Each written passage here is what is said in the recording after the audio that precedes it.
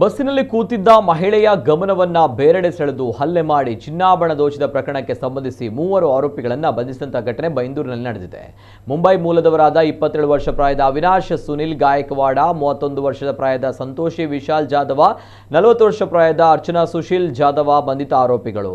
Sahana pi ಚಿನ್ನ ಕಳೆದುಕೊಂಡಂತಹ ಯುವತಿ April 27ರಂದು ಇವರು ಮಧ್ಯಾಹ್ನ ಬೈಂದೂರು ತಾಲೂಕು ಕಚೇರಿಯ ಮುಂಭಾಗದಲ್ಲಿರುವ ಬಸ್ ನಿಲ್ದಾಣದಲ್ಲಿ ಧಾರವಾಡ ಕಡೆಗೆ ಹೋಗುವ ಬಸ್ನಲ್ಲಿ ಪ್ರಯಾಣಿಸ್ತಾ ಇದ್ದಾಗ ಇಬ್ಬರು ಆರೋಪಿತ ಮಹಿಳೆಯರು ಅವರ ಗಮನವನ್ನ ಬೇರೆಡೆ ಸೆಳೆದಿದ್ದಾರೆ.